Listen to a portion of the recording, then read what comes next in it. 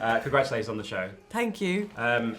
You've been in some extraordinary shows. Very good. Let's segue into that. But I can imagine when you were watching some of these last night, and just everything about it is just incredible. Not just the sets and the costume and stuff, but the dialogue and the kind of pithiness of everything else, and the humour and just everything. Yeah, is just amazing. quick-witted. I can imagine when you read this, it was just an easy whatever I have to do to be just a bit of part in this, I have to be part of this. Yeah, 100%. And you're right, like I think the script is so tight and sharp, and also like it feels like it's such a blend of so many different genres, and I found that so exciting. Like the show, when I was reading it, the show was already enough, like the script was enough, and then there was like this fantasy element added, and I was like, that is cool, like come on, Tudor mixed with fantasy, like that's, yeah, like I don't know, it's just really interesting blend and like something I'd never read before. And then that added with like, you know, seeing who was involved and the fact it was an all-female like crew, or like not crew, sorry, like all-female heads of, you know, kind of at the really high level was really important. So yeah, it definitely was like a no-brainer. Yeah. Everyone so far has spoken about Gemma and Meredith's kind of infectiousness, about how passionate they are about this show and what they wanted to do, but also Jane as a I say character, but as a person, what they could do with everything.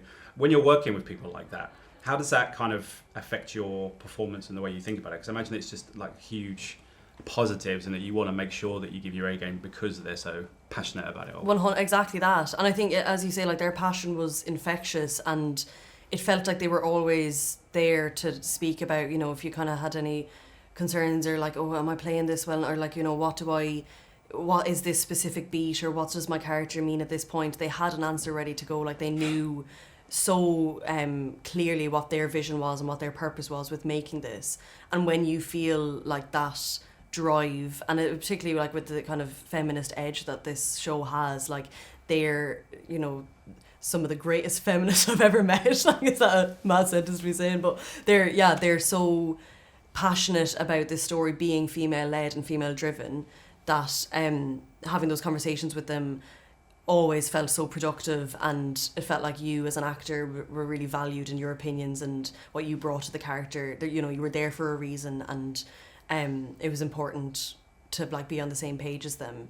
And often as well, I think, you know, it's such a male-dominated industry, and usually at that level as well, it's often, you know, male execs and male showrunners, and to have Gemma and Meredith at that level, and for them to be so kind of kind and willing to engage with you and wanting to speak about the characters and their development, and the fact that they were women as well, and you didn't feel like you were getting second guessed, or, you know, had to justify you know, different choices and stuff. It was really empowering and inspiring as well. Yeah. With this, and obviously Extraordinary, you've been two shows that are kind of, they seem to be one thing, but actually they become multiple other things, and they kind of go to deconstruct kind of the cliches of what it means to do a period piece, what it means to do like superheroes and all that kind of stuff. Are those things that you're drawn to, that they're a little bit off kilter, a little bit different to what you might be if you offered, say, a period drama differently? You might look at this and think, well, this is the one I want to do because it gives me different colours to 100%. Yeah, there's definitely a kind of a parallel between the two shows, and I think they both, I mean, when I think of both the characters, like Jen and Susanna, they're such interesting characters and not what you kind of meet on the surface. And I think, like, you know, with Jen, the challenge was, you know, she's quite a dislikable and selfish character, but it's important that the audience fall in love with her and find relatability in that. And that was a challenge, but also like really exciting, and I welcomed that opportunity because I thought it's important to see female characters on screen who aren't just dutiful and kind of primed and perfect. It's like you need to see them be more nuanced and interesting than that. And similarly with Susanna, it was like, you know, the trope of an Irish maid we've seen in many TV and, you know, film pieces over time, and it's very much a dutiful and soft-spoken Irish kind of charm that is there. And I think that's kind of like almost a magical, mystical element that is very false and isn't really like the truth. And I think to have a character that is an Irish maid, but she is gutsy and brave and fearless, stands up for her principles and wants to break free from this patriarchal and dutiful society that she's kind of been in, like caged in for many years. So I think it's often character led my choices when I'm, you know, choosing about what to, or, you know, thinking about what to work on next. But yeah, they're parallels of Extraordinary and My Lady Jane. They're definitely there. Was it nice to have the quote-unquote powers in this one, given in the other one? I know people have said that, yeah. Didn't one, because, you know, you watch Extraordinary, which is such a great show, and you're having to deal with all this amazing stuff going around you, and you're kind of the person in the middle of it, whereas in this one, you're part of the circle of the other side of it. Yeah. Was that one of the reasons to do it? Because you kind of like, well, I'm doing this other show, but also, I get to do kind of... I get to play in both sandboxes. If you like. There was an empowerment in, I guess, having the thing that like I couldn't have in Extraordinary, and also then I think about identity. It's like with Susanna, she's had to hide her identity for many years, and then through kind of being released into society, you know, unwillingly. She didn't want to leave the palace, but then Jane encouraged her, and she has been released into society, and now has had to face the Ethian struggle and what it really means to be an Ethian.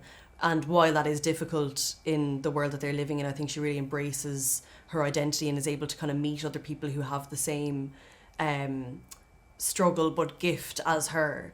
And I guess there's this, you know, that happens with Jen in Extraordinary when she meets Hannah, like in the first season. It's, oh my God, you're like me. Like, you're also having a lack of power. Obviously, that doesn't end very well, but I think it was satisfying as an actor to have the experience of a character who's different, but I think she kind of embraces it in a way that Jen struggles to in Extraordinary.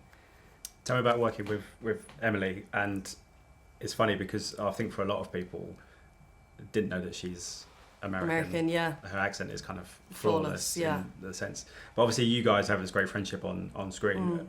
I can imagine it's like that in real life. But what was the thing that kind of drew you together? Was there like a communal kind of passion in life that kind of helped you kind of bond your friendship? Yeah, I think we had a rehearsal like the day, one day, I think a couple of weeks before we started shooting, but we knew that we were going to be on set together on the very first day of the whole shoot. And, you know, for my character, I kind of came and went in terms of the shooting, but I knew of Emily, she's in every single day and is doing these really tough, physically taxing scenes. And I think when I met her on the first day of shooting, again, you know, after the rehearsal, I was like, in my head, I was, you know, having had the experience of leading a show before, I was aware that she was about to go on a real journey, and it was going to be difficult at times, but I knew that she was going to take it in her stride, and she did. And I think that felt like a kind of bonding moment, recognising that this was a big moment for her, and she was about to go on this fantastic journey. And also it was lovely to be able to kind of, you know, give a bit of insight, I guess, and a bit of advice at times, having gone through like a similar experience myself. But yeah, I think there was many funny moments that happened the first day with us falling over our dresses and stuff. So all of that was bonding material as well. I've been asking all the guys this so far, so very quick fire kind of questions. There's some great narration in this from Oliver Chris. If you had someone narrating your life, a famous person narrating your life, who would you want to do it? Oh my goodness, who would I want to do it? I'm trying to think of someone who's got an amazing voice. That's what I know. I need a good voice. Maybe Rob Brydon. Rob Brydon's got a fantastic voice, isn't he? I mean, yeah. He's on the I'll payroll. say him. Yeah. I'm sure he said me as well. So. The last one is if you could bring any actor that you admire into a second season, who do you think would fit into this world quite well? I'm trying to think of someone who'd be a good Ethian. Actor, right, let me think. Actually, maybe Oliver Chris. We could get Oliver Chris in and then do like a unusual accent or voice so you wouldn't even recognise him. It'll be a nice Easter egg for the fans that know. That's a little bit less budget concerning than the other two who said Beyonce and Hugh Grant. So that's quite good. I like that. Congratulations on the show again. Thank you so much for your time. Lovely to meet you. Pleasure. Yeah. Thank you, care. guys. See you later, Scott. Thank you. Cheers. Ladies and gentlemen, you're watching Hey You Guys. Hey, you guys! Hey you guys. Hey, that's what they all say. Hey you guys. Hey, you guys!